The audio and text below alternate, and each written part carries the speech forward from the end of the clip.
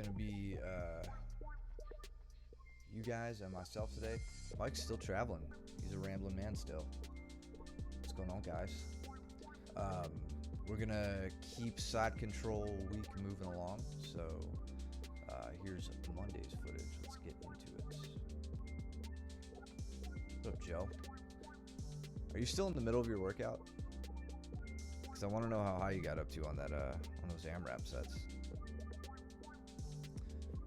All right, starting us off. Looks like we got Caleb and Brandon, and Chris and Cole.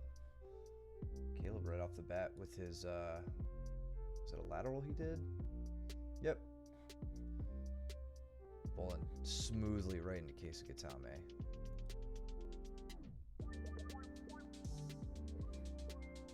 Get it, dude. I'm genuinely curious to see how high you get reps-wise on that. All right. Justin and Zach. And Josh and Pat.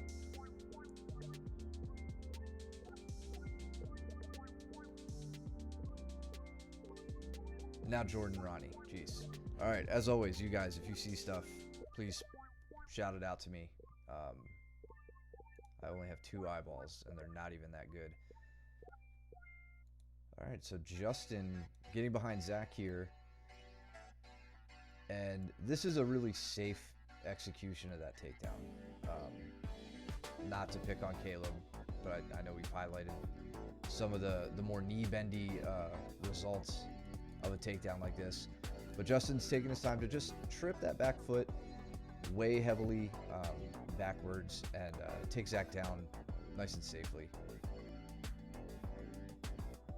Solid trip from the rear.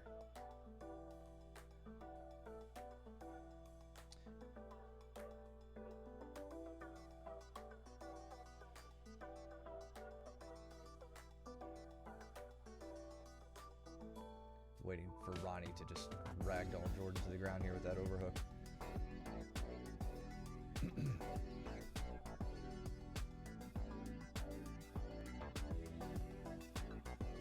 Oh, she's being nice about it.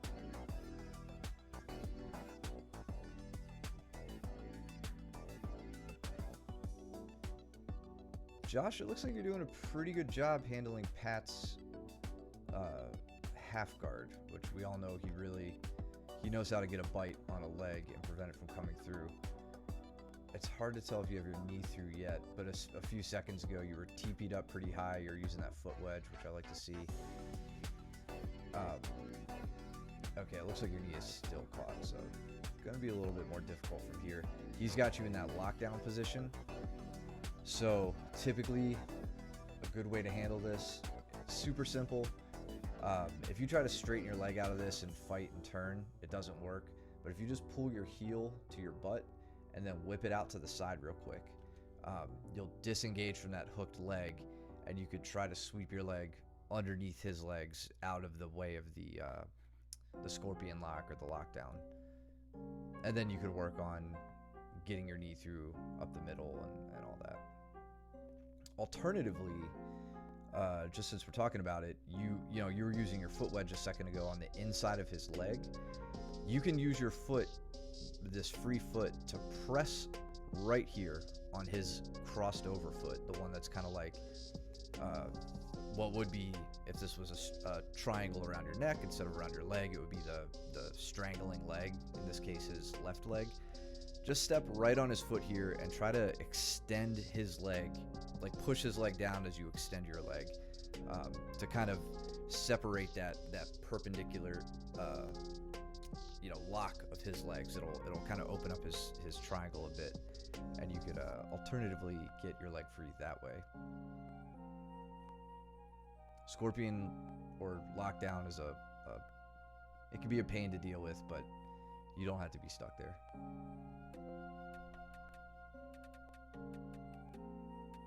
Too strong for that for show. What's up, Andrew? Yeah, how did you guys end up on the ground, Jordan?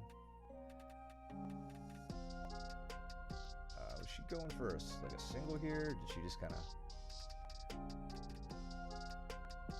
I don't know what she's Maybe she just didn't want to hit the ground too hard, which I feel that. I'm not mad about that. Oh yeah, we got Dan and Jason up here in the corner. Cool. Do they have any good stuff yet? All right, they've pretty much been hiding behind the pillar at this point. So you come out. So, oh, all right, Jason with a little toe hold here, but Dan's doing a good job to kind of get himself out of danger. It's not like he's taken all the sauce off of that toe hold yet, but he didn't get his leg fully isolated, so he wasn't in a whole lot of danger there. Maybe a little bit of a twist, a little snap there at the end. Doing a little wall work now. All right.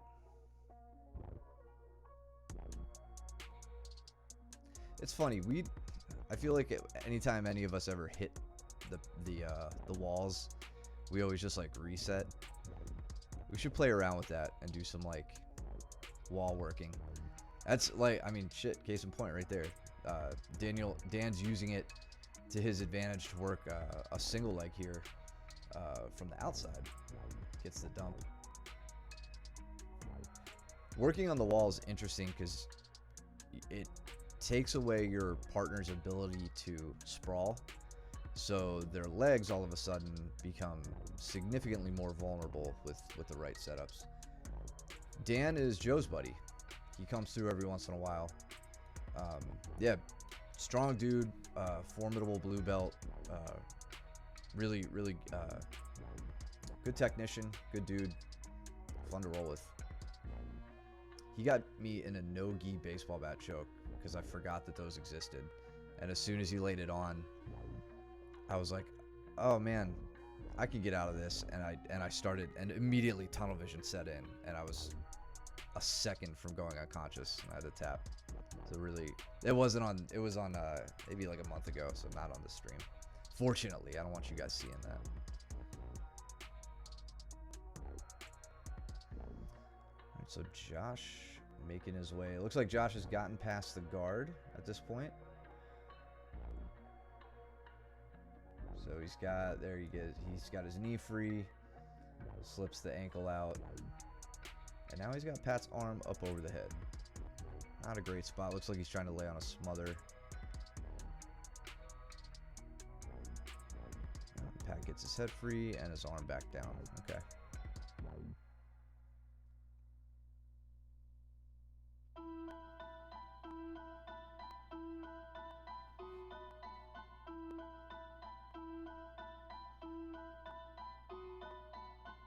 Mess around.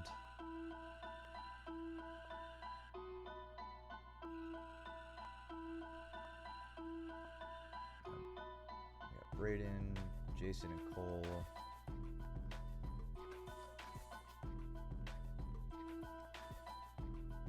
James, you're gonna love this.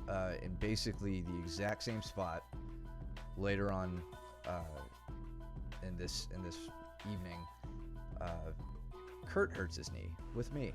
I felt awful, and I'm basically not training in this corner with any of you anymore because I'm starting to get a little superstitious. Let's go back to Cole and Jason up front here. Jason with a nice sacrifice. All right, so he's got the bicep tie and an underhook. Sits and pulls Cole with him, extending the leg to keep Cole going.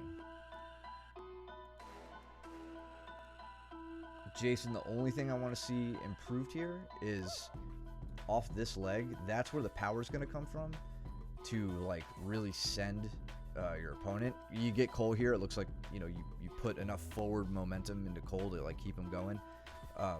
In case that doesn't work, power from that leg is really, really important. And you can see here, kind of just, you lose like the ball of your feet isn't like smeared on the mat, pressing off the mat. In this case, it's not that big of a deal. You got enough momentum onto Cole.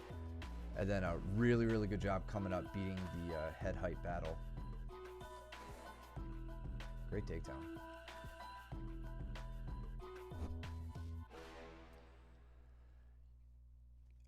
You contacted Twitch support about the Pika emote. What's the news, man?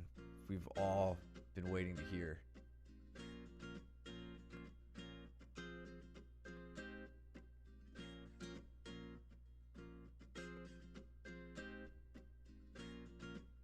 James has got it. James didn't need to reach out.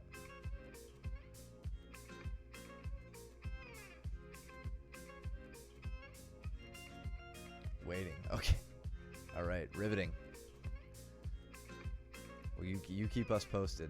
Maybe we'll do a stream every single night just to check in with you.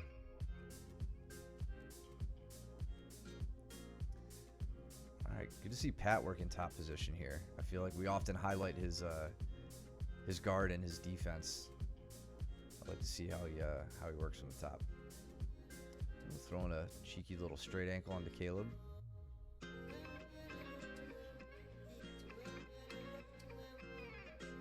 I just want to see how Cole got this sweep.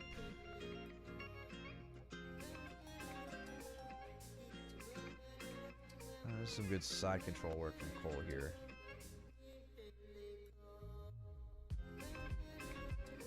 Oh, one of my favorite back takes.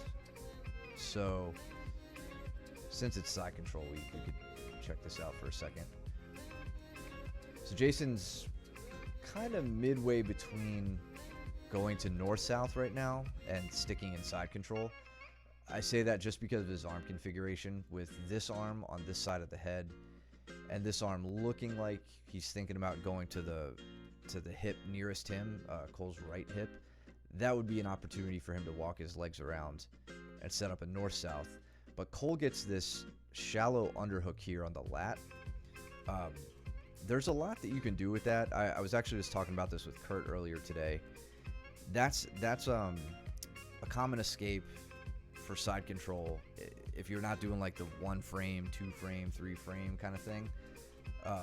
I'll give a good bridge and I'll shuck them over with that underhook if I have it.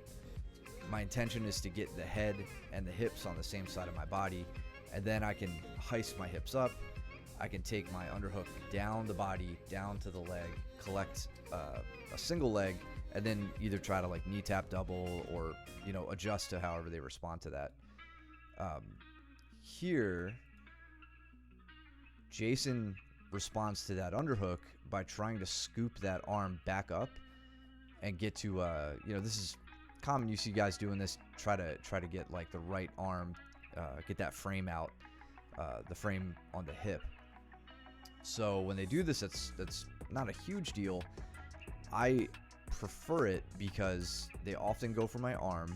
They try to isolate my arm to an Americana position, and when they go to like put any real finish on it, I slip my head out the back like we see Cole do here. And right at this point, Jason's back is taken. Cole doesn't even have hooks in yet. I would like to see if he can, you know, trying to walk his feet around Jason's back, try to throw his top leg, his left leg over as a hook, but Cole can probably get away with like a body lock grip around the waist. And right here, Jason's in a lot of trouble, whether or not he realizes it. So Cole slips behind, gets his hips up, starts to get his hook in, and now he just comes into mount because Jason hides his back. So a cool little exchange. And anyway, Pat and Caleb going. And then Braden surfing all over me.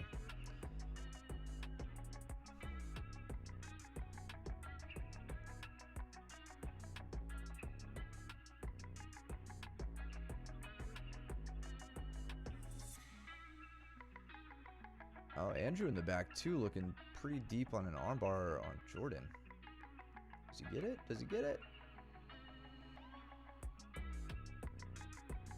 Gets it. Let's check this out. Looks like he'd been there for a minute. So working from top half guard right here. Nice, moving around to that dorsal Kimura position. Doesn't have the elbow collected just yet. Interesting. So right here with that, this kind of step over. Let's see. Don't quite have anything yet, just because I don't think Jordan's elbow is in for that armbar with his right arm. Do you guys roll away here? Reset? Yeah, looks like it. Maybe, okay. Looks like you did have the arm before you adjusted position.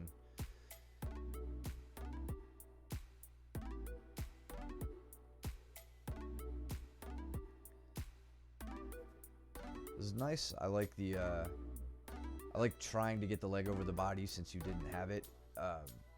Not everybody prioritizes that leg, but I personally think it is pretty important. The most important leg is definitely the cross-facing leg, which you have. But I still prefer to get the leg over the body, if not over the shoulder line, into like the 3/4 armbar position. It's hard to tell. I would just say make sure you're keeping his elbow pinned against your chest. That way, you know, when you're fighting that battle, he can't like easily, quickly slip his elbow to the ground. Hard to tell if that was going on or not, but he didn't get his elbow out, so I'll just assume it wasn't. There wasn't any space there. So good stuff, man. Too bad, dude. Checked it out. It done been checked. Caleb's still getting smashed by Pat over here. Love to see it.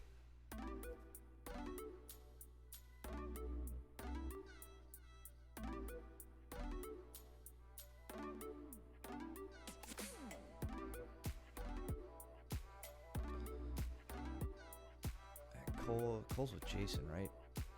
So you guys have heard Mike and I talk about kipping escapes a lot, I'm sure.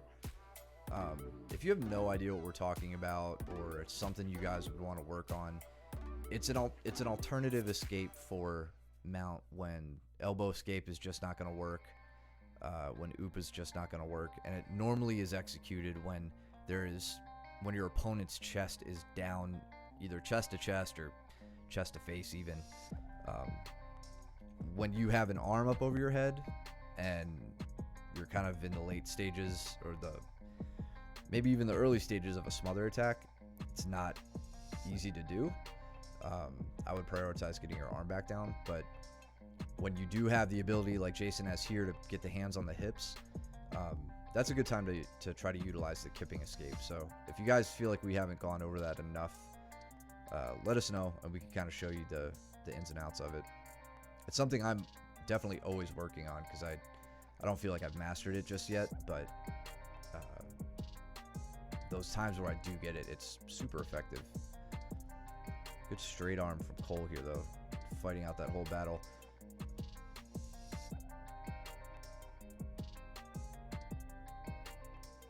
And notice here what Cole does. He doesn't get the arm over the head like he wants to. You know he's trying to do it, but instead he takes his body, he takes his head to Jason's arm, secures it, and then straightens out more to where he wants. Like he's using his whole back. You can see that movement right here. He straightens out, gets the arm elevated a little bit more. So it's not just this arm against arm battle. I think any of us who've tried to go arm against arm with Jason, trying to isolate his arm, know how difficult that is.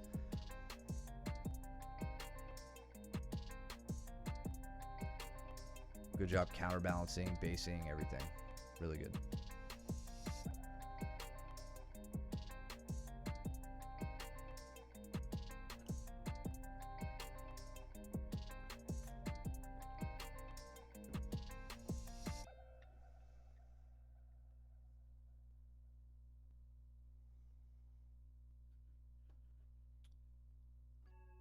What did Pat get? Did Pat just... Did you get a smother here? I think so. Cool. Pat laying on some good top pressure, apparently.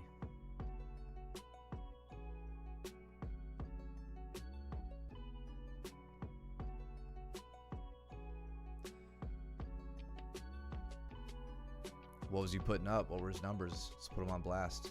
Say a small number. He's not in the chat to defend himself. Happy about the smother? About Pat's smother?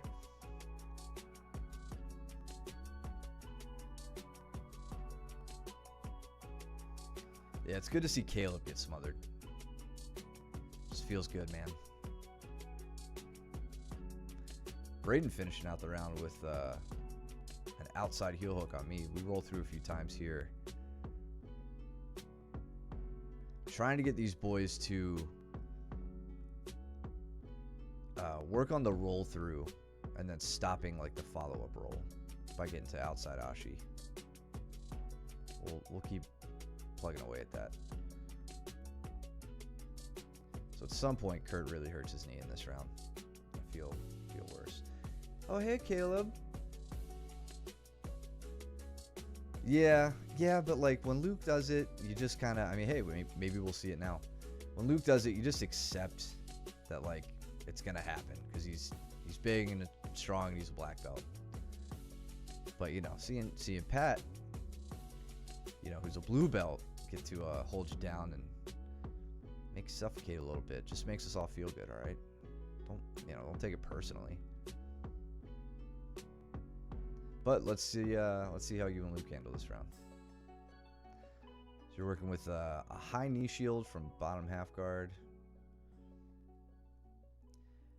There you lose the knee shield. Luke's laying on pretty persistent heavy pressure here. There it looks like he's attempting to smash the knee down. He's got that cross face in to keep you from reaching on that leg. See right there, just kind of does enough to keep your head away. Settles into a top half guard, chest to chest, flat on the back. Caleb, this is the opportune time to work that knee lever where you step your feet outside of Luke's knee and then point your knees in that direction.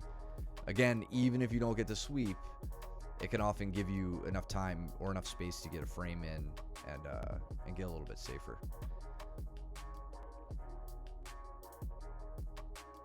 If he stays there long enough to let you do that move.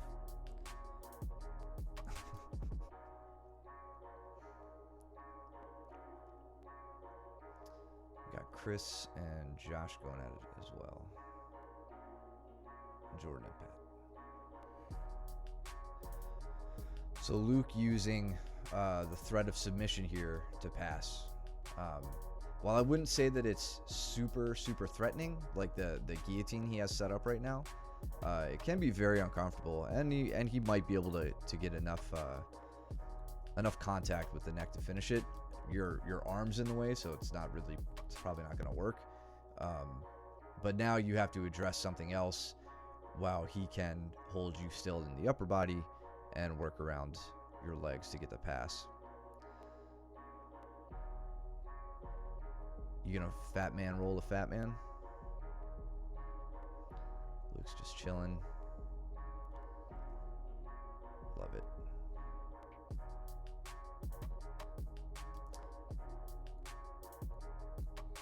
So as Luke dismounts and sets up his seatbelt grip, you hit your roll.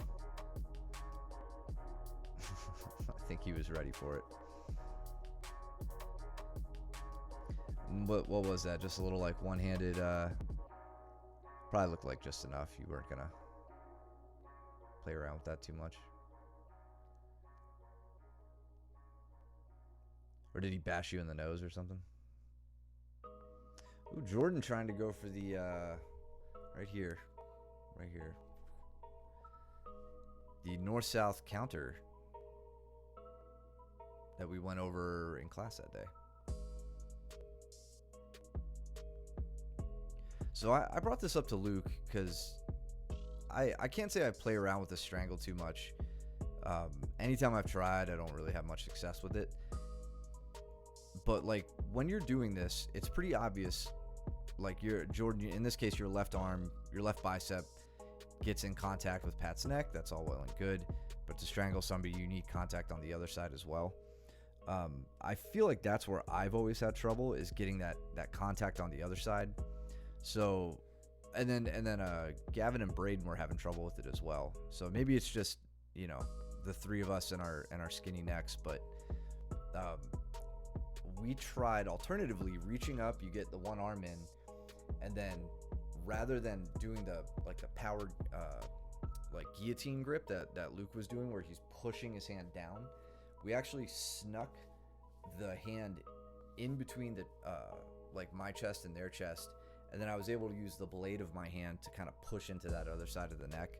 And we, you know, everybody I tried it with said it felt tight, like it felt threatening. So if you guys want to play around with an alternative grip, if you find this one isn't working for you, it obviously works for Luke. I'm sure other people had success with it. That alternative grip may unlock that submission for you. I have yet to put it to the test, so I don't know for sure. I just tried it on a static opponent, so.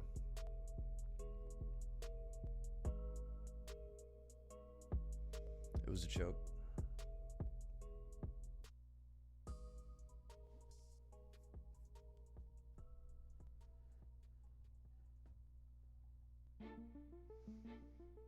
Jason sneaking in a Kimura here on Zach.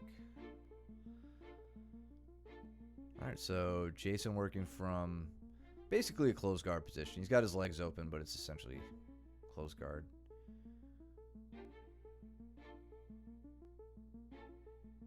All right, Zach coming around.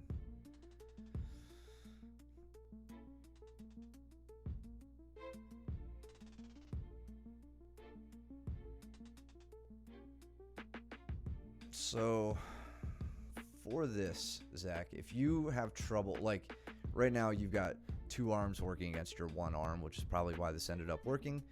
A lot of times you'll find people when they're in bottom half guard working a Kimura, they'll disengage their legs, kind of baiting you to come around to the side so they can hit a Kimura trap. Here, Jason opts to just try to hit the finish. It's if you can't if you can't keep your arm hidden like you're trying to do right now, if Jason's able to pull it out, I would opt to give up the sweep by moving this knee in and sitting to your left hip, basically giving up, like going to almost like a reverse Kesa style position. You're just kind of chilling on your hip, and let Jason come up. Use that as the opportunity to like angle yourself in a better spot. You're still in danger of the Kimura there, so you're not like totally out of trouble. But it's better than getting your arm ripped out from underneath you, unable to hide it again, and then Jason continues to hold onto your leg, so you don't really have the mobility to circle around in front of him. From here, you could roll this way and try to hide your back to the mat. Again, you're just kind of like, you're giving Jason one more obstacle. As he comes up to finish this move, he would have to like pull your shoulder up off the mat, basically finish from a more traditional topside Kimura position. You're putting one more obstacle in the way of that, kind of just buying time for a late stage escape at the moment.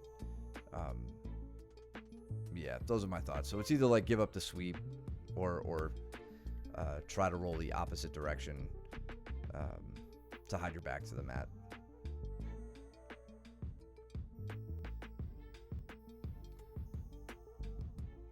Rounds, 22 push-ups, 5 pull-ups. Some good numbers. Proud of you.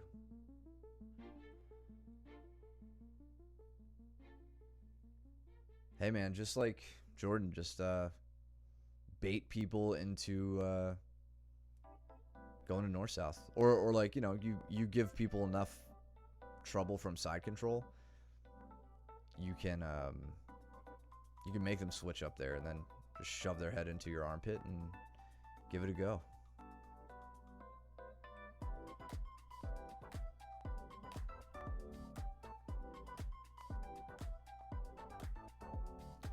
Now Caleb working from top half guard.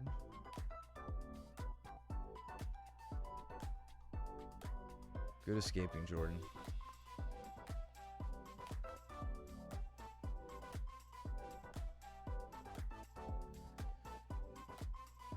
See Josh going for an outside heel hook. Have you ever hit a heel hook, Josh? Out of curiosity, is that something you work frequently?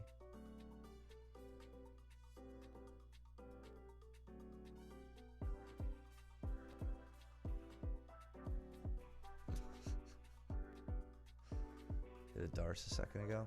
Yeah, right, dude. You don't even know where Pikachu is. Alright, I believe you. Nice. So you hit the Darce off passing. So again, another threat of a submission. This is... I've used that a lot with Chris. Just like because he's so good at following around. But he often just leaves his head and arm a bit too vulnerable. So good luck, man. Very nice. Very nice. A little bit here. Alright, Caleb working mount. Oh no, so Caleb is in Luke's lockdown half guard here. And this is where Luke really excels at off balancing his opponents. I mean, right from here, you just see Luke doesn't do anything fancy. He pulls his knees up towards his nose. He's got his hands framing at the shoulders or in the armpits, and just gets Caleb moving enough to where he can cut an angle on him, get his guard back. Now he works right into a shoulder crunch or a straight arm. Luke's probably going for a straight arm because he's a jerk.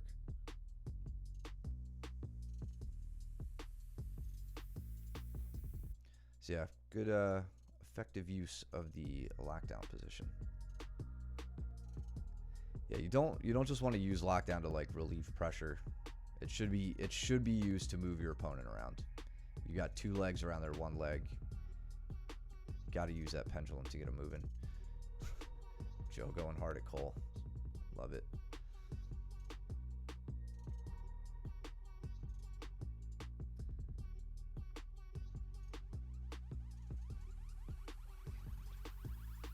Finished or got a tap. That's fine.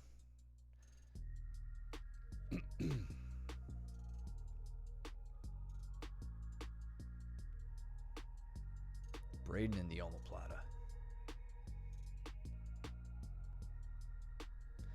What did Cole do?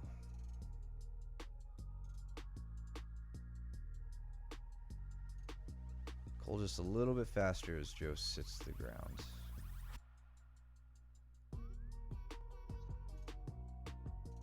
Oof. I hate being there. Belly down. Cole on my back. Oh yeah, let's see how Kurt hurt his knee. It was not nearly as impressive as James's incident. It was right here. So as we rolled over on this sweep, I think he said he felt his patella come out of place in like his right knee, and that it was bothering him earlier during drilling. So it wasn't even any strange move here. Just like, I mean, his ankle's a little caught. It must have been on that as we like rolled to the side, like right here. I think that's where he felt it. Yeah.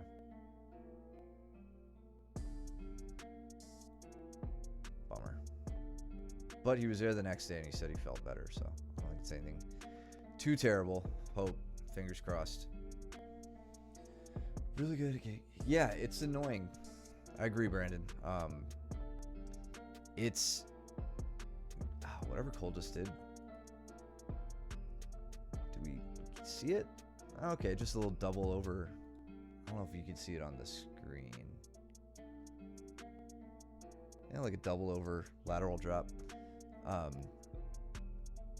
Yeah, when he gets you rolled over, like the difficult thing about that position is, in order to relieve the pressure of like that belly down strangle position, you want to pull your knees underneath you. So if your opponent's significantly heavier than you, or they're like, if they have control of your neck and they're pulling your head up above your hips, like backwards, it's really hard to get your knees underneath you. And then as soon as you do, they just sink their hooks in anyway.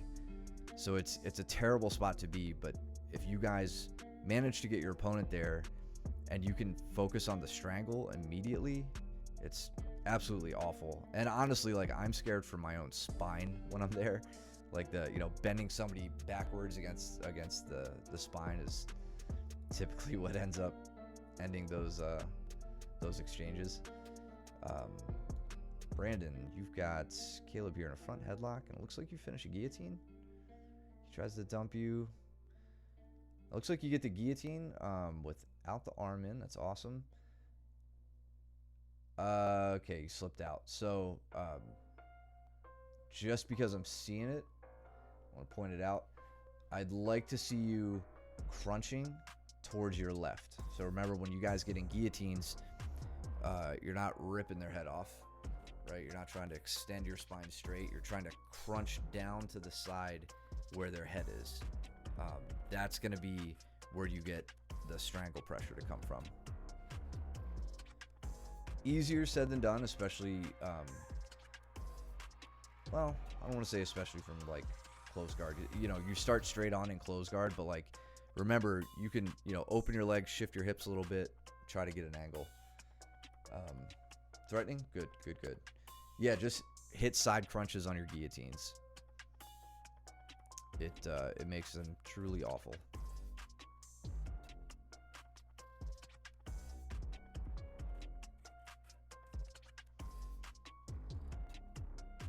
I like what Pat's doing to prevent Chris from getting his guard back. That would have been super sweet if Chris didn't sneak his knee in like he's so good at.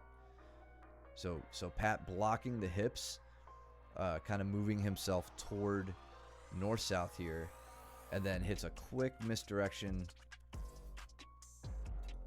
right here, I believe. Steps right over, almost gets in the mount, but then Chris gets his right knee in. Tries to dismount, Chris gets his left knee in. Super good at that.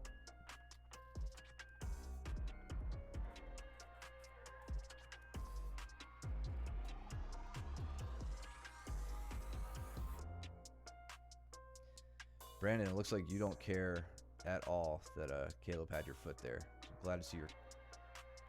Okay, maybe you did care. I thought you were...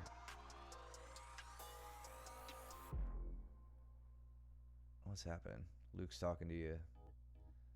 Things are happening. I don't know what's going on. Okay, you guys reset. That wasn't a tap. Well, good. Seems like you're getting more comfortable in those positions, which I like to see.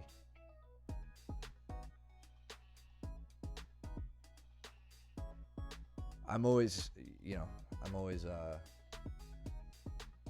preaching tap early, tap often, and it's important to do that, and I stand by it. But as you guys get more and more comfortable and you start to kind of know your limits, that's where you're going to start really practicing your submission escaping, you know, your late stage submission escaping, even your early stage. Like, Brandon, we just saw your leg wasn't in any significant danger there. I think there was a brief toe hold, but you got your leg straight. Caleb was just holding on to it to keep it isolated. It wasn't in any immediate danger. So now you've got that whole path from Caleb isolating to finishing. And in that step, that's where you get to truly practice your submission escaping. So tap early, tap often, yes, of course. Especially if you're dealing with an injury or something. Or if you got, you know, stiff shoulders like my left shoulder, you guys aren't going to be getting any significant Kimuras on that shoulder on me ever again, because I'll just tap early. So, but if you want to work your escaping, especially with like legs and stuff like that, you're going to have to kind of wade out into the deeper waters a little bit. But that's why we trust our training partners not to grip it and rip it, right? Yeah, and if it doesn't work out, knee rehab isn't that bad. It's good to know. Good to know. Justin just rubbing it in.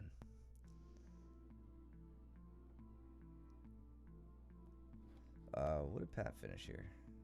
Or is that... I guess it came up on time. Okay. Cole riding out some top pressure on Joe. All right.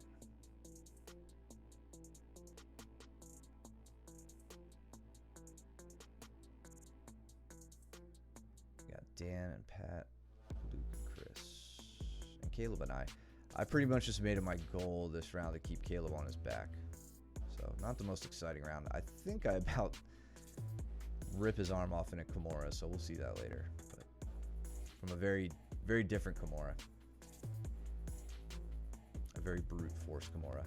Dan working a strong knee on belly here. Let's see what kind of stuff he's baiting out of this position.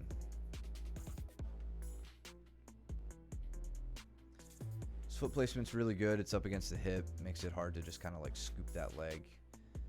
Pat would have to get his right arm into play there.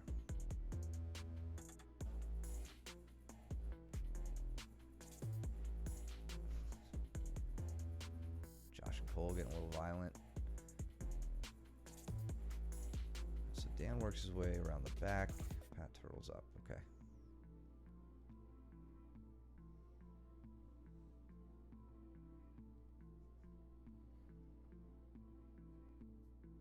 Is your shoulder okay, Caleb? Cole with a sweep.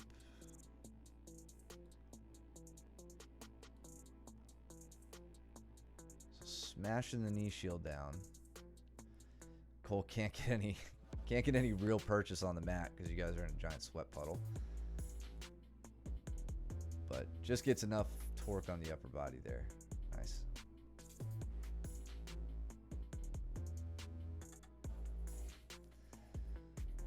Getting to a rough spot right now. Almost belly down with Dan on his back. Can't be fun. Feels perfect. It's just fun. All right, good.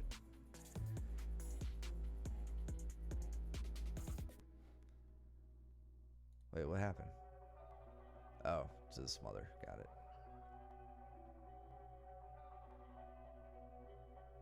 I really hate, Caleb, how much you shut down my guillotine attempts on you. You do it good.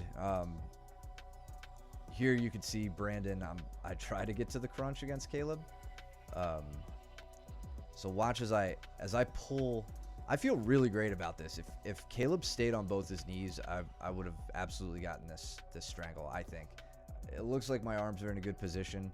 But notice, you know, my left knee, the one that is the leg that corresponds to the side where I am strangling him, that's kind of like a lap bar across his waist, and then my other leg goes up and over. You can still do a guillotine from closed guard, so I'm not saying you gotta like shift out of your closed guard to get to this leg configuration, but this really encourages me to crunch down to the side. Caleb does a great thing here though, and I know Peters loves to do this too, of rolling through on the guillotine. So basically just like favoring the side I'm crunching, rolling through almost to how you see like that gator roll we pointed out in the last match, or in the last stream, that Levi did with Joe, kind of to a similar position. And then if you continue rolling and you roll faster than your opponent, you can get your neck to a safer spot and you can work your escape. Caleb's very confident in that position with rolling out of it, so much so that he's not even fighting the strangle. He's preventing me from following through on the roll and reestablishing my leg position. Great escape. Frustrating for sure for me. Touched legs mine at one point and it almost got me.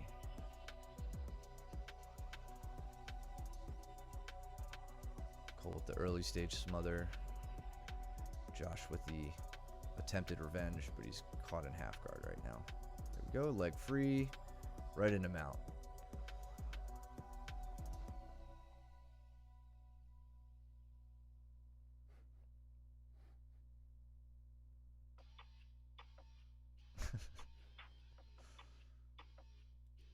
See that sweep.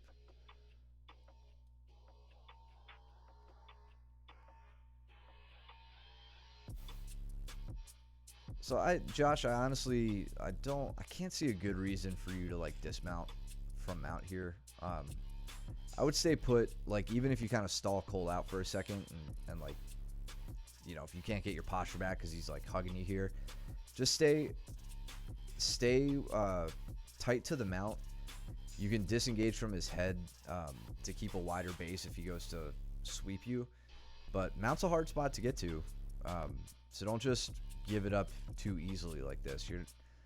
I don't see any real benefit from there. And then now you just get rolled over.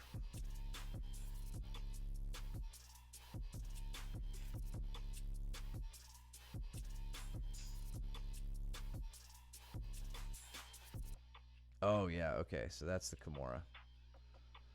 So this is I learned this move actually when Danaher's Kimura instructional came out. He calls it Kimura's Kimura, like the original dude who broke, I think he broke Elio Gracie's arm with it or something like that. That's the lore. But you can see I focus on one side of the body. I take both hands underneath Caleb. I get a 2-on-1 grip on his wrist, and I rip his arm out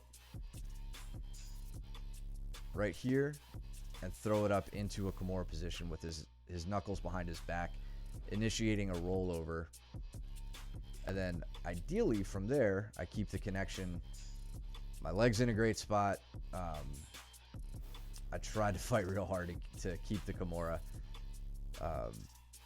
But Caleb did a good job keeping his hand in front, and then from there it was just like he rolls up and I lost it. But yeah, that's a bit more of a brute force, but that's like I think the way the Kimura was like adopted into jiu-jitsu, if I know my lore correctly.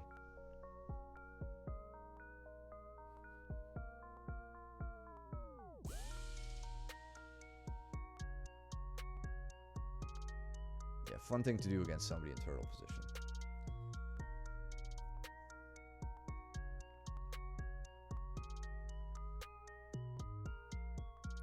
How did Dan get here? Dan follows Pat around.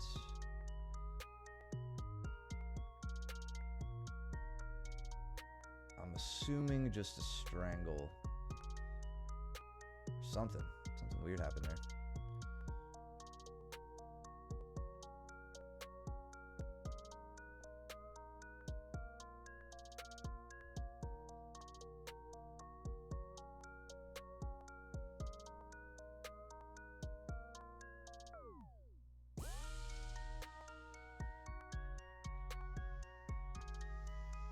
Ooh, mounted guillotine from Cole. Half guard. Okay, loses it. Cole, you're doing a good job transitioning like pretty easily to the back. Just kind of all over the place. I don't know what you're doing right now, but it's looking good before.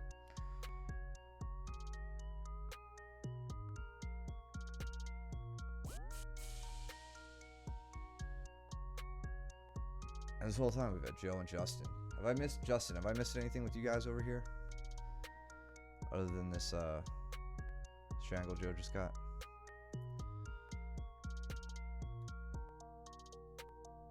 Surprised you didn't hawking out of that, Justin. Because you do it to me all the time.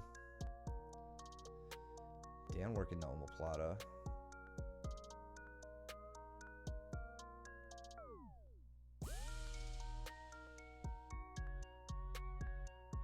Interesting.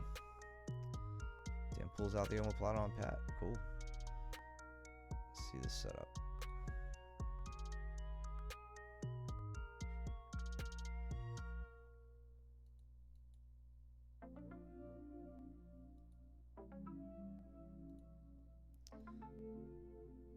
Trying to see what Pat's thinking here. So Dan's got that left foot on the hip framing. Where's that? I mean, his foot is kind of on the outside. Pat's pinning this right leg.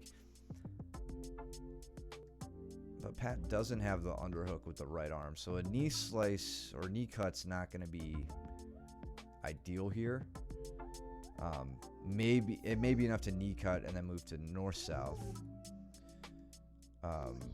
This is cool. Dan goes 2-on-1, especially right there at the elbow. So like the tricep and the elbow.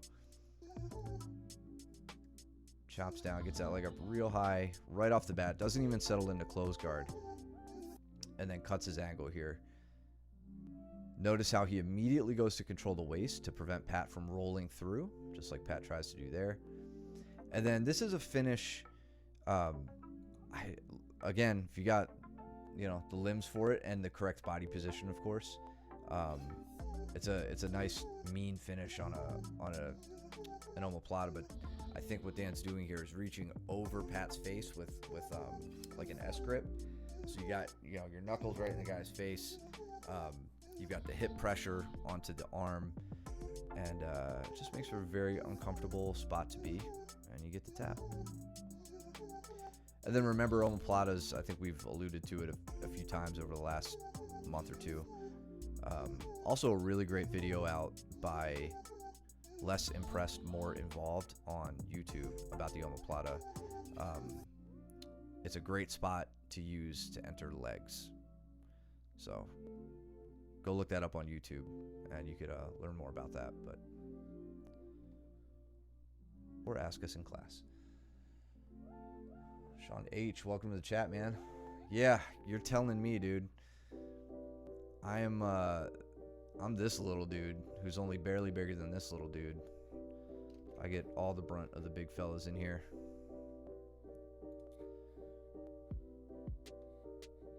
And thank you for the follow, man.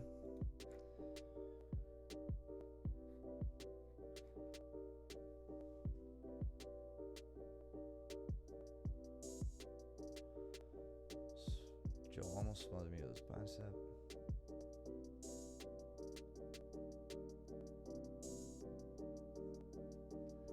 Oh yeah, James. Yeah, less impressed, more involved is probably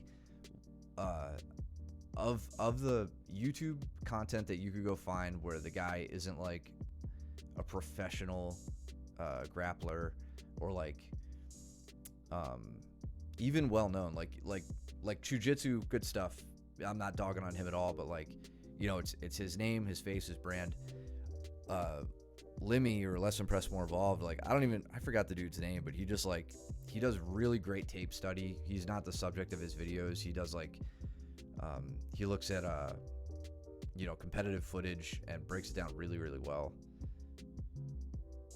I think I started following him after his after some of the content he put out, I think in the lead up to ADCC or maybe right after ADCC, but he puts out a new video like every Monday. I think every Monday or Tuesday. It's always really good.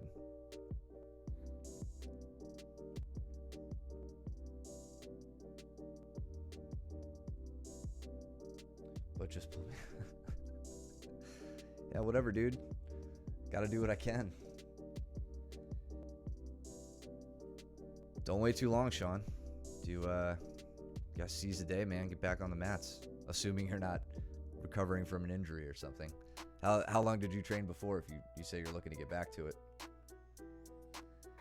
His top half guard passing series. I'll have to talk to you about that. I've been curious. It looks like he put a lot of work into that series, so I hope it's worth getting. Oh, we got Luke and Dan going too. I kind of wanted to see this round. So let's see. I missed their initial.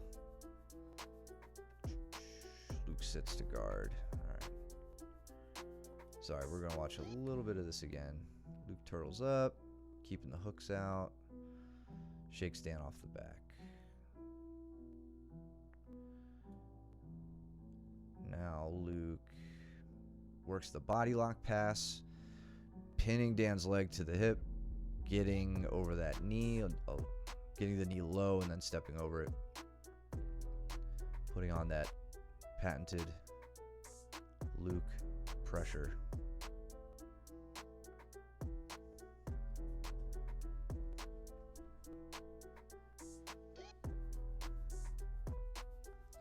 Nearly 6 years. Damn, dude. I'd be itching to get back on the mats. What's up, Filthy? Welcome to the chat, bro.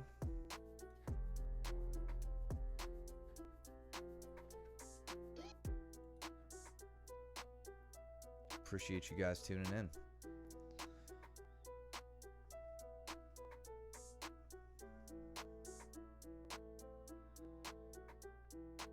Jason's loving his toe holds tonight.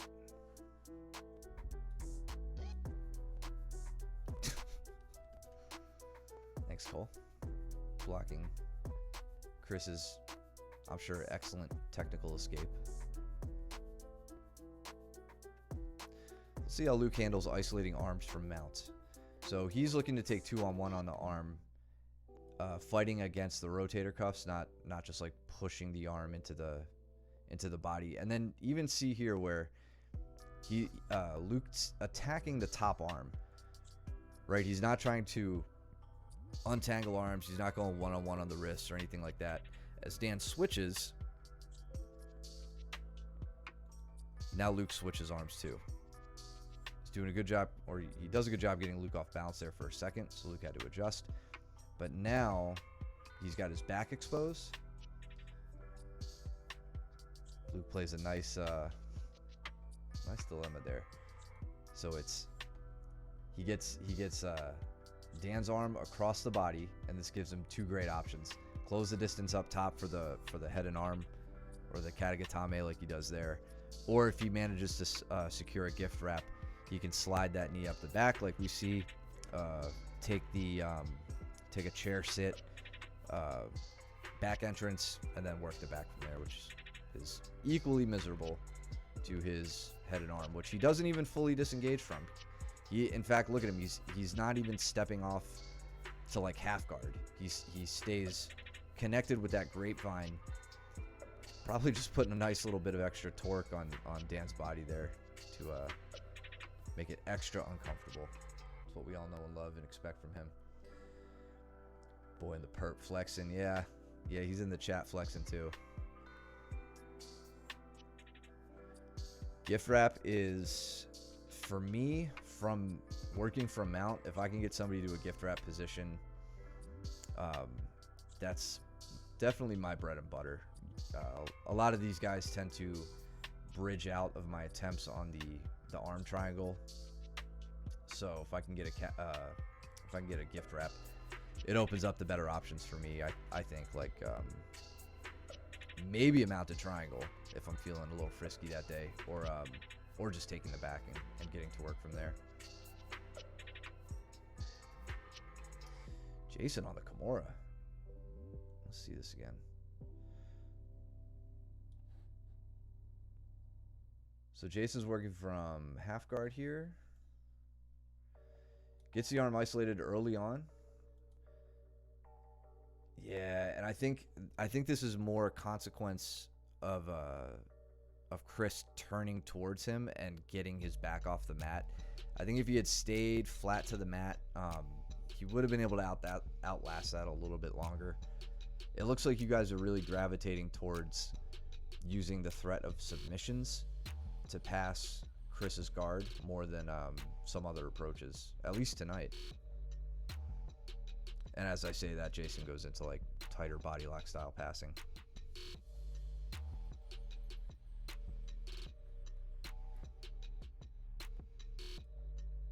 Is Dan? Ooh, Dan dives himself into a Kimura here against Luke, which is not ideal.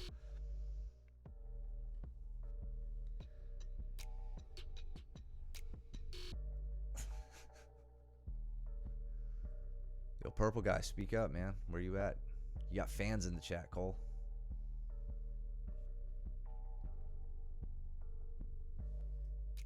Perp daddy. That's all we're gonna call him this week at class.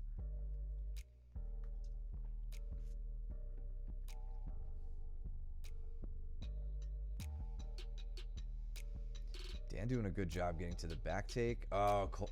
Luke just rolls out just as he was about to take it. I think that's most likely. It's hard to say just because of the angle. I don't know if Dan had enough control over the head and shoulders as he goes to take this. Or maybe he didn't have a closed hand grip, which made it a little bit easier for Luke to spin out of that. Probably pretty disheartening.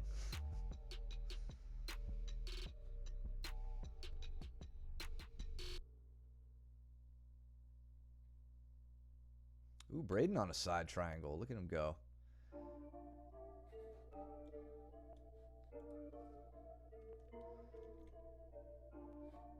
Nice. Good attempt, Braden. Love to see it.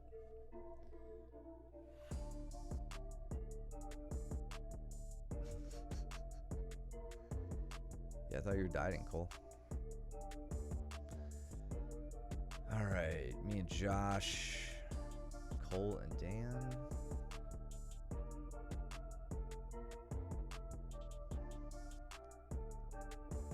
See me make Josh tired here, not letting him keep me down. Never let him keep you down. Get out of here.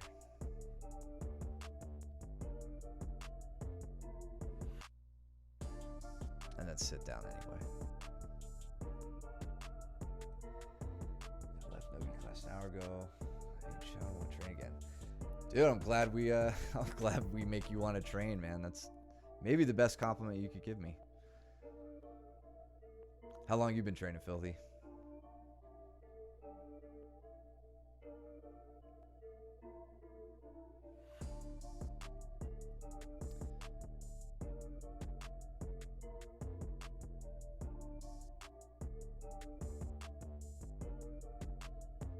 All right, Caleb, I don't know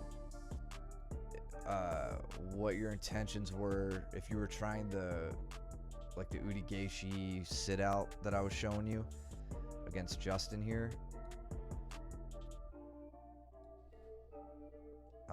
As you go for this, I want you to really commit to that. Like, obviously, I don't want you to like pop Justin's shoulder or anything. I mean, you do get back to guard, so that's good. You're not defending from turtle position, but I don't know. It's hard to say what your intentions were.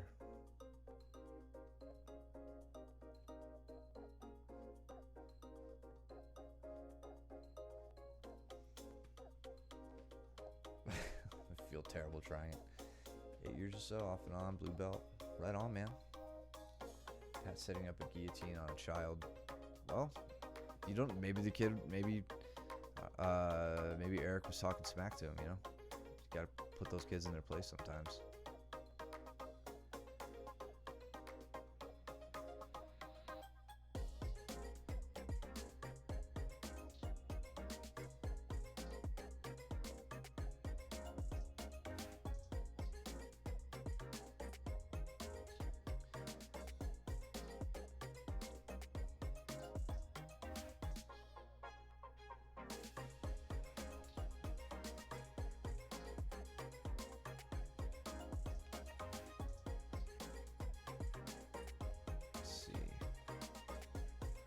Dan's doing a good job working open guard.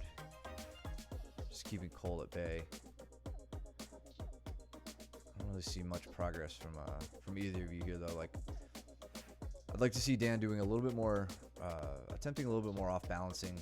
There we go. Right as I'm saying it. Attempt on the scissor sweep into the triangle. All right. Maybe I'll just keep my mouth shut and let you guys do your thing. Up to the mounted triangle.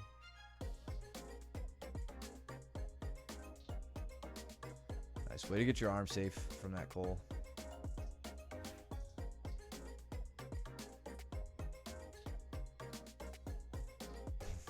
Yes, I'm only 30. Kid center, man. Shut up, Josh. Yeah, right here, that's Braden. He and his brother are two little savage grapplers. That's what happens when you're too good. You get bumped up from kids class and have to train with all the big boys.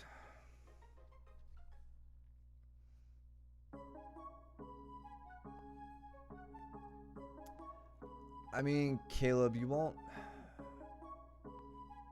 I mean, you could. Well, dude, you could pop a shoulder doing any Kimura from anywhere. You could, this is jiu-jitsu, bud. You're going to hurt somebody one way or another. I've popped 2 knees in the last, I don't know, 5 days. No, I take that back. I didn't actually do that. And we all know that. And there's video evidence of it. Try it, though. You don't have to like fully send the Kimura. Like, give them a chance to roll. Just get your hip movement down. That way it feels a bit more automatic. Sorry, I just really wanted to watch me throw Josh a couple times. So I go to reach down for, I think for a knee bar here. Josh gets his leg away, but his head is way too overextended over his feet. So I just kind of hit a little finish. Black shirt, white sleeves. Got some moves too on the left. Oh, this guy? Yeah, that's Dan. Dan's a beast as well.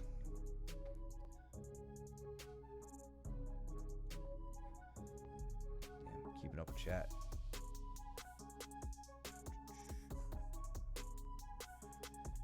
As I sit here in a hinged knee brace. Whatever, man. I didn't mean to. My only solace is that I wasn't actually touching that leg when it happened.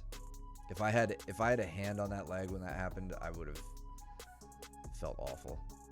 Now I only feel a little bad.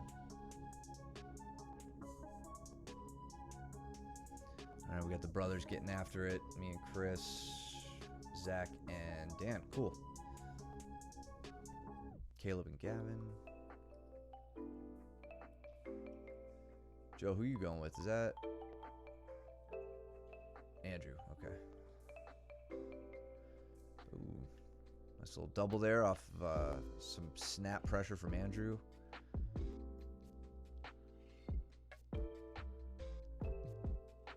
Good job working past the legs. Let's see if you can beat that knee.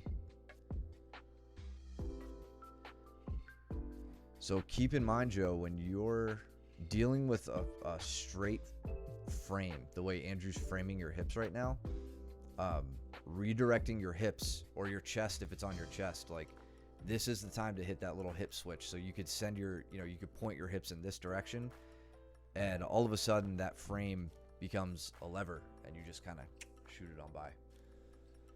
I'll go through it with you again. Yeah. We can do that.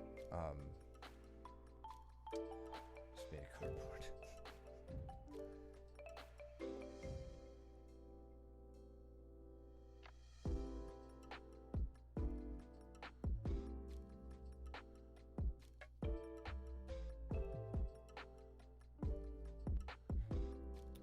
How did Dan get on top here? Missed that. So Dan hits, looks like a little sumigashi. He's got that hook with his right leg. And just enough control over Zach's right arm to get him off balance and unable to base.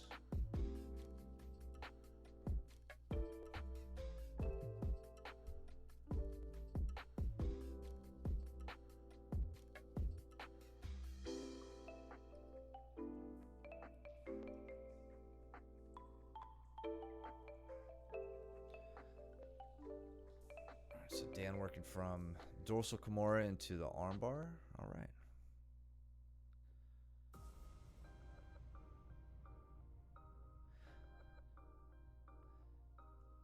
I was a little worried about what Chris was doing here. Like, if I got caught in a triangle, I was concerned about my headgear not being able to let me slip out easily enough. And then I realized he's playing rubber guard, which none of you really play too frequently. So I don't often have an opportunity to like defend against it. Early in, so way back when like Gordon and Dan were releasing instructionals, you guys may remember Gordon was known for, his leg locking and all that stuff. The very first instructional he puts out, guard passing, because he said, everybody thinks I can only do legs. I'm going to show you how good I am at guard passing. Let's see. No, we're just Brazilian Jiu-Jitsu focused. I don't know. We're a fairly small school, and like I actually really would like to brush up on my striking. This is our mat space right now. We're gonna be moving soon, and hopefully have a bit more mat space out of that. Maybe if we ever have the time, we can we could add stuff in. But for the foreseeable future, we are purely focused on jiu-jitsu because we're all pretty obsessed with it. So his knees don't work that way. Guy talking does leg kicks. Oh yeah, I do a lot of leg kicks. I just call them foot sweeps, and I'm not shy about it. So in any case, Gordon's first instruction was passing, and like the very first thing he goes over in that instructional was how to deal with a rubber guard. So the easiest way to do it is you put your arms exactly like you see mine. You just thumbs in, palms to the sky. You stand up and you just slink out of it. Just shake, shake, shake. There, my head comes out. I'm fine at that point. Even if you did hold on a little bit tighter, this is maybe a little, I'm sure Eddie Bravo would see this and be like, that's not rubber guard, but similar concept. He's got his, an arm holding a leg way up high over my back. It takes away his ability to move and cut angle though. So I pretty much just have to limp arm out of this. I kind of shimmy, shimmy, shimmy. From here, I'm totally safe and I could go into a guard pass.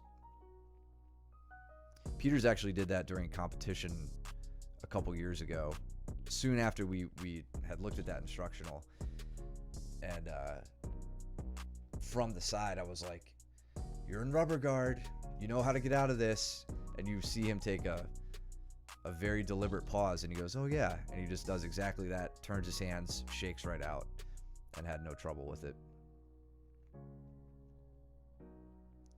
Dan working his omoplata again, really likes that tonight. Up to the triangle.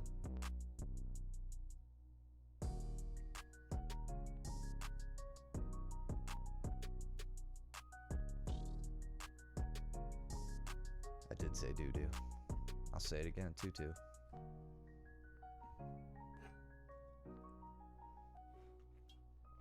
Wait, what did Dan finish? I missed it. Okay, switches over to the triangle. With the arm across, that's obviously pretty tight right off the bat.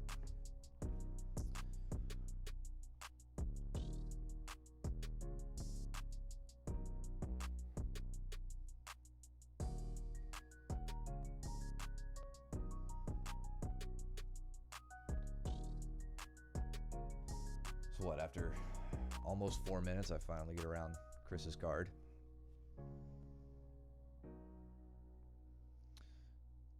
Dan back into a similar triangle setup.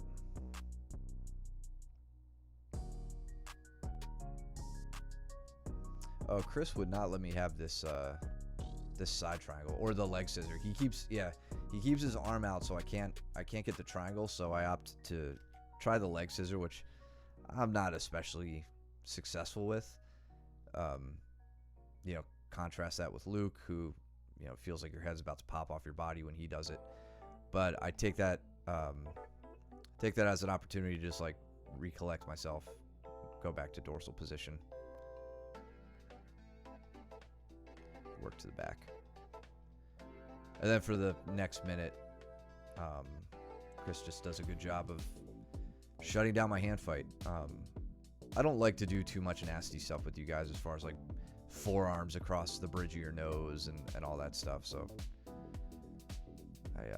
I didn't pull out any nasty tactics here, which I would otherwise use in like competition or something. Let's see how Joe gets around Andrew's guard, if he gets around Andrew's guard.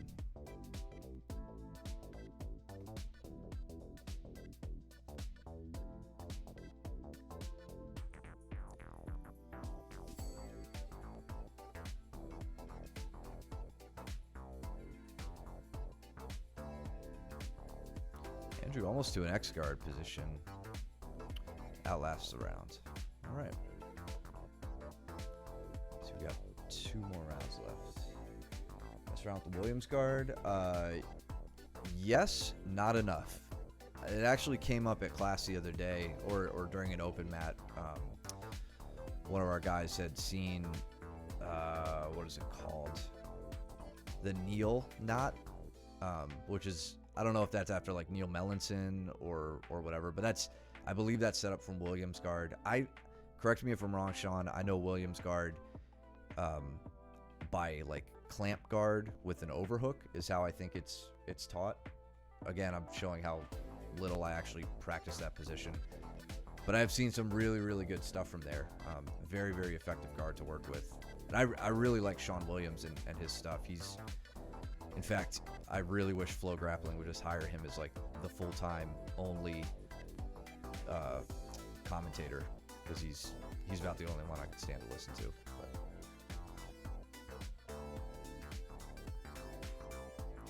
Gavin waiting to call out the pin.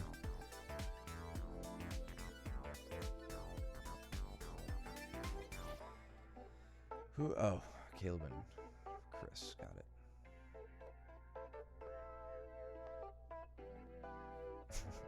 Nice knee to the face. So, yeah, we do a little bit of striking here, right? See Caleb get kneed in the face. Bam.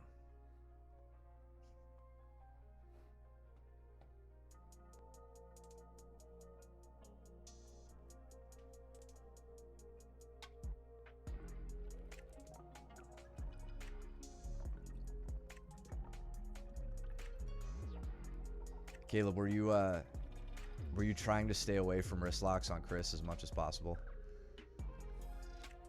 Because I feel like after he called you out for that, I definitely don't do them anymore. Or I do them less, I should say.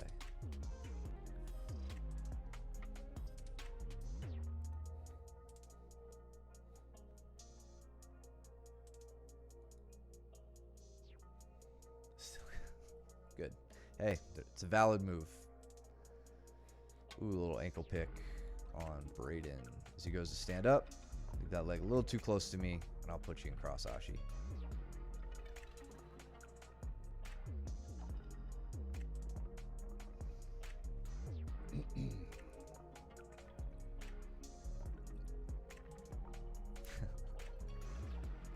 Make me feel any type of way.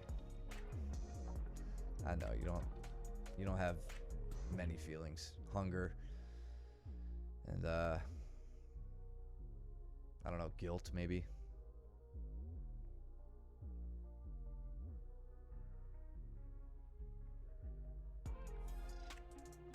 I do love my ankle picks. Anytime you guys leave that stuff behind, I don't care what age you are. Any low effort, high reward takedowns. It's my bread and butter. Foot sweeps, ankle picks.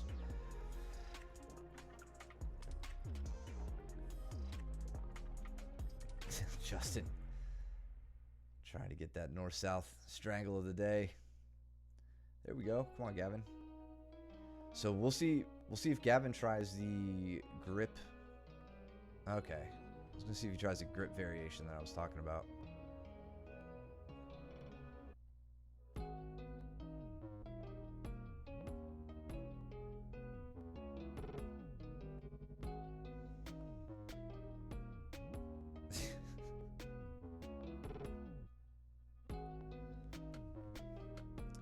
Oh, what'd you get?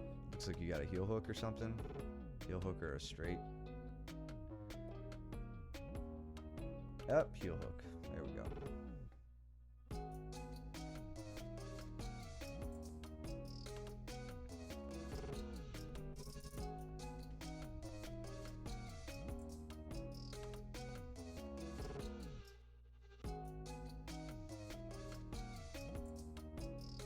Spin out for Braden.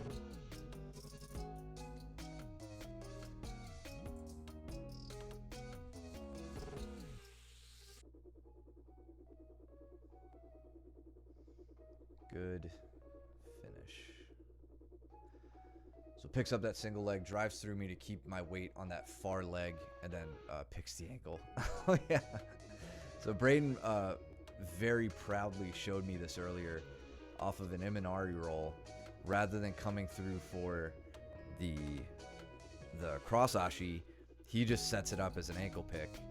So when he asked if I wanted to roll with him, I made it my goal to hit this on him. So the Imanari and then pull his leg out from underneath him. Just because that was his move that he showed me. Gotta remind him who's boss, you know?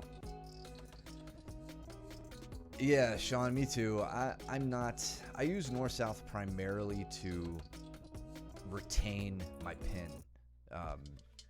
And then use it as an opportunity to open up Kimura attacks, getting them up on a side. The north-south strangle, we talked about this a little bit that night, I think, after class. You know, Marcelo Garcia burst on the scene and was just like murking dudes with it. And I think the game just adapted, so it has become less successful. It's kind of like how, you know, everybody was getting hit with leg locks, you know, 5-10 years ago, and now the whole system is fairly well understood and has grown, and people have adapted to it. So I think it's still a good position to work from for specific tactical reasons, but I never really make it a point to try to finish from there.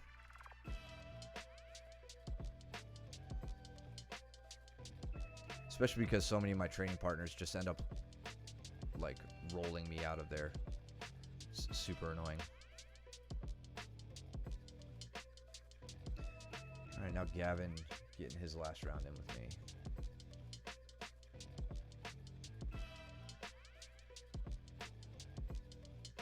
Oh, photo time.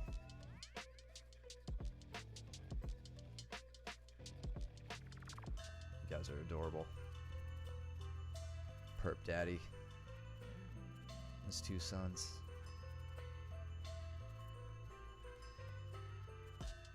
Getting your opponent's head in the right position to finish. Yeah, and like getting, yeah, I guess just to kind of expand on that, like getting the, you know, your armpit like under the chin.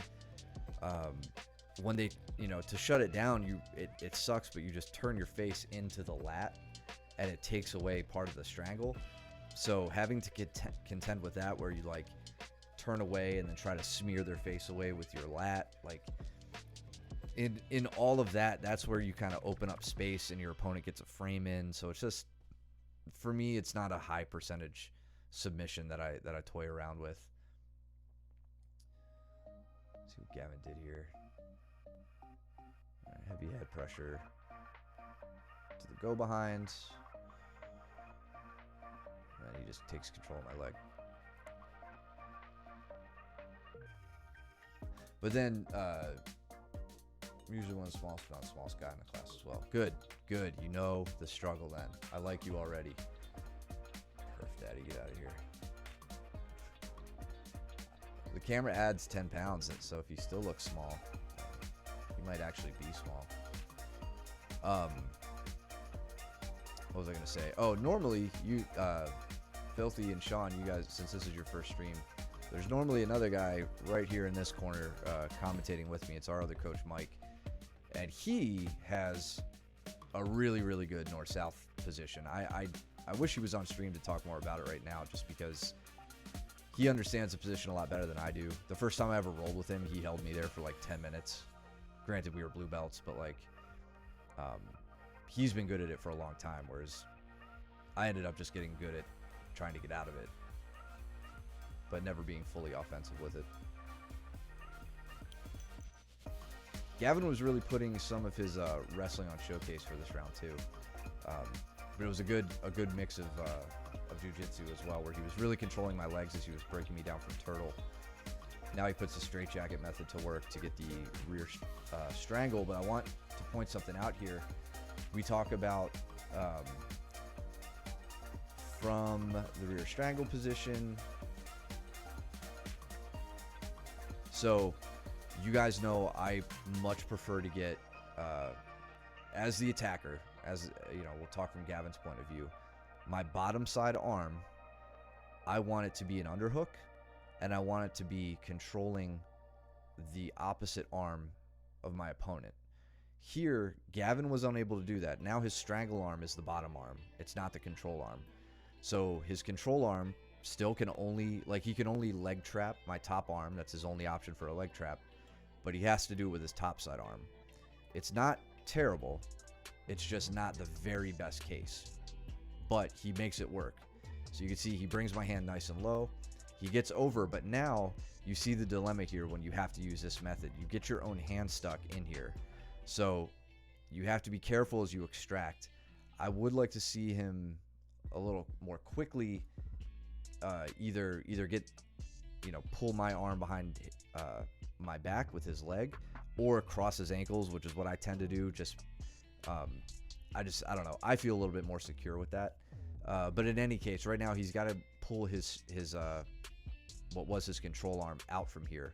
You don't have to do that when you do the cross side grip as opposed to the same side grip. But he fishes it out, goes on to the rest of the hand fight, and can set up his strangle and get the finish. So good example of like a plan B for when you don't get the grip you want.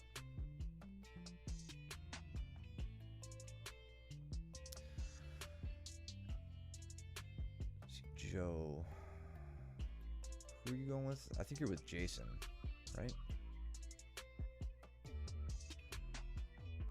Base is a little narrow right now. Well, no, I take that back.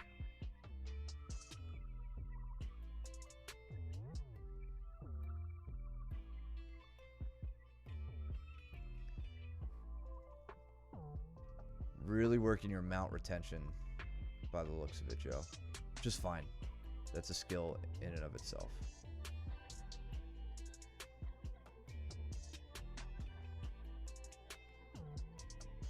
Especially if you're up on points and you have 10 seconds left. I wouldn't blame you for doing that in competition. And there's the round. Good stuff. Really, really good. Filthy and Sean, thanks for joining us. Always appreciate having some new folks in the chat chiming in and chatting with us. Thank you for the follows. And if you guys have a free Twitch Prime, we appreciate the support with that as well. Let's see. So, good stuff today. What do we got going on this week? Tune in Sunday. You'll have your Pikachu. I look forward to it. Thank you guys. Really, really appreciate it. Thanks for hanging out with me tonight. Hopefully Mike will be back soon. I forgot what his travel schedule is. I don't really listen when Mike talks to me. I'm like a jiu-jitsu wife, I guess, in that regard. God, I hope Lisa never hears me say that. Yeah, sounds good, Sean. I hope to see you again, bud. In any case, we've got, again, just a reminder, April 29th, New Breed down in Charlotte. So come talk to us if you guys want to compete for that. We'll be finishing up side control this week. We've got 2 more days of it, Thursday for gi, and then Saturday for no gi. So be sure to get there and practice your pin escaping and your pinning. What else? I think that's about it. You guys know the deal. Follow us here. Subscribe if you can. I don't think I'll be there tomorrow. I'm not sure. Maybe, but no promises. Definitely won't be there this weekend though. I've got company in town, so you'll just have to be held down on the mat by somebody else smaller than you. Sorry, buddy. Yeah, follow us here, subscribe over at YouTube. Helps us out every which way you do it. You can support us at coffee.com/MOBJJ as well. And yeah, we'll keep it there. You guys go trim your nails and do your laundry. Don't be stinky. Sean, sign back up for jiu-jitsu, get back on the mats. And yeah, Filthy, come watch us again. We'll talk to you guys soon. Take it easy.